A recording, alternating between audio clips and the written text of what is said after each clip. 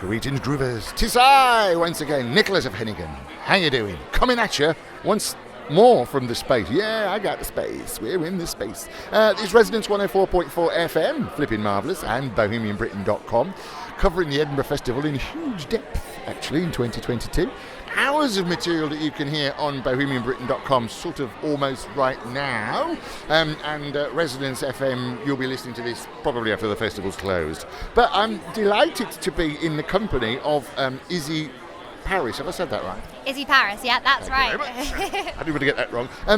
Just tell us a bit about, you're a producer and you've also directed as well? Yes, so I produced and directed Dear Little Loz, which is on at Surgeons Hall, and it's my first show producing under my own production company. I produced for other production companies before, but this is the launch of Izzy Parriss Productions Limited, and I'm so excited to be launching at the Fringe. No, that's brilliant. And so, tell us a bit about the show first.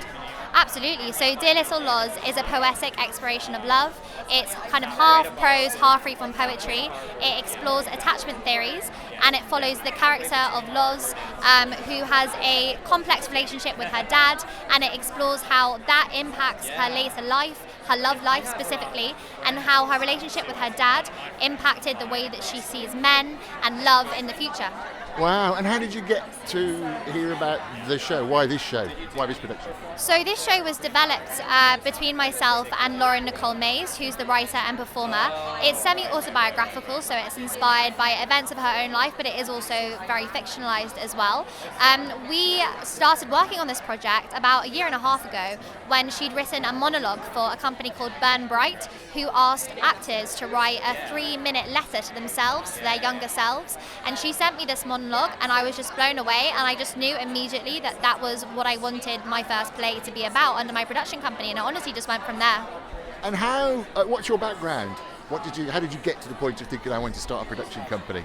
So I went to Edinburgh University and studied philosophy. That'll be local then. Yeah, it's nice to be back here, so exciting.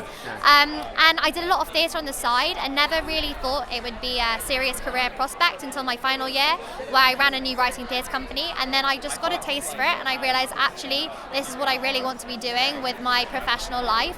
Graduated in the pandemic, which was a bit bizarre, but stuck at it, and I've been very lucky to get some amazing opportunities, and now here I am. Well done. And you're based in London now, are you? Yeah, I'm based in London usually. Yeah. And so tell us about the process of bringing a show to Edinburgh. Actually, I'm producing and directing this year as well. But how was it for you? How did you find bringing a show to Edinburgh for the first time? Bearing in mind you obviously know the locale.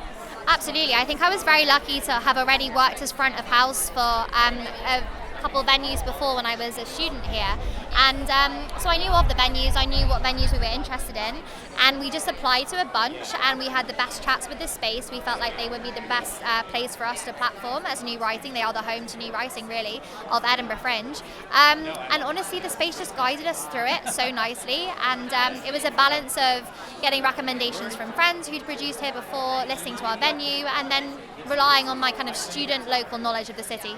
And without being too personal, how have you found the finances? Because there's been a lot of talk about how expensive Edinburgh is. I mean, I've got 3 actors up here and I was quoted $10,500 for a 3-bed flat for a month, which we didn't take. But how have you found the finances? Or again, without being too personal, is it something we've obviously coped because you're here? Yeah, I mean, that's a massive issue that we discussed.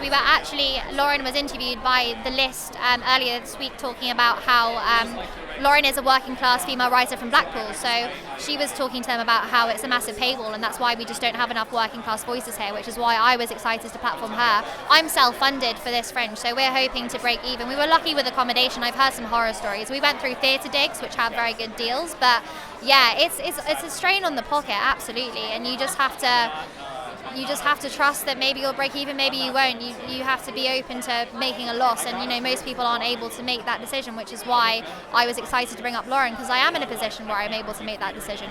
No, good for you. And how are you finding competing with 3,000 other shows in about a square mile? It's tricky. I mean, I think what we found is that shows are exceedingly supportive of each other.